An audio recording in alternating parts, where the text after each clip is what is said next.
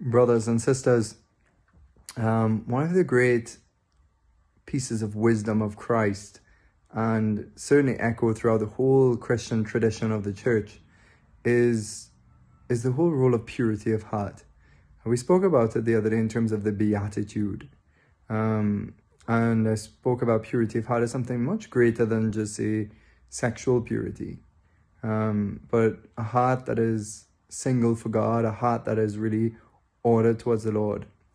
But a big part of that is sexual purity, or what the virtue of chastity really is, something just by experience in the long tradition of saints that shows that because our sexual body, our emotional body, the way we behave with our passions have great repercussions on our mind as well, has great repercussions on our decisions. And not just the decisions that we have in terms of our sexual choices or engaging with our sexual passions or whatever, but it carries over into a lot of other areas of our life. So for example, if we give in very easily to lust, we can also carry that over. It weakens us to resist those temptations. And so when we could then start lusting, for example, over created things or desiring earthly things in the wrong way, which therefore have a repercussion on our spirit and weigh our spirit down, making it heavy and dark, and therefore clouding the mind.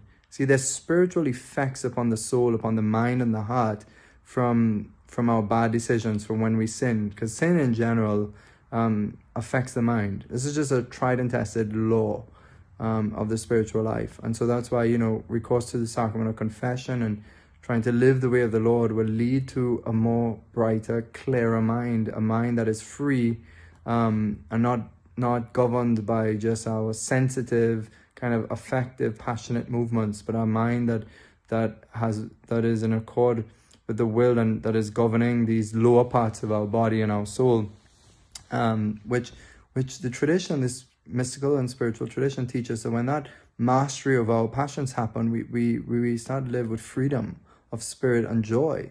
And so at first sight, giving in to kind of disordered, lustful passions and behaviors, also the way we dress, the way we carry ourselves, they all have a reverberating effect back on our spirit and our mind, and therefore also our union with God.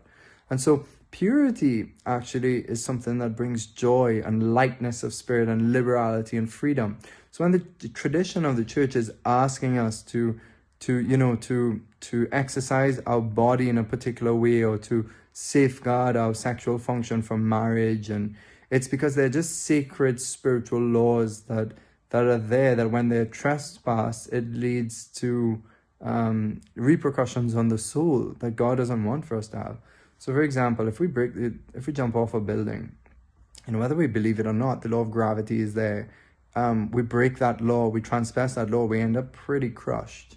But the same thing happens in the spirit. It's just that we can't see it. That's why we need to be educated with faith and revelation, and God is seeing in this spiritual world. He sees more clearly. Obviously, He's in spirit, and He's seeing what we do, what devices do to our soul, which really hard for us to maybe appreciate. Sometimes we're damaging our soul, and we're so numb, and our conscience is so dead that we don't realize that we are damaging ourselves, that we are destroying our spirit. And it could be for a temporary kind of pleasure or enjoyment and a festivity that really suppresses us. When Our Lady appeared in Fatima, she showed the children really the loss of souls that happened because of impurity. And it's really a startling, very sobering thought. And this has nothing to do, you've heard me say this again and again, this has nothing to do with God's goodness and His love. It's because God has these laws, because these laws reflect His nature, reflects who He is. He can't betray who He is. He created according to Himself and through Himself. So when we break these, because He's totally pure and totally ordered in the right way and behaves in the right way according to wisdom and truth.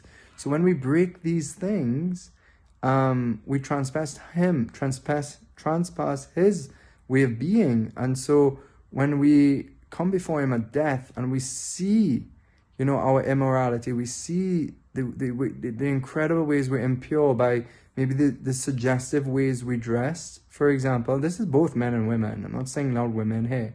They could be easily targeted, but both men and women have to dress in a way that doesn't entice other people into lustful thoughts or to lead them away.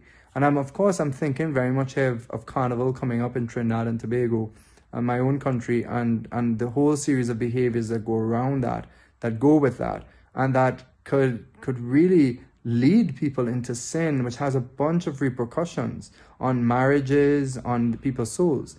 And another thing I'm greatly alarmed about is the introduction of children into kind of party-like mentalities way before their time.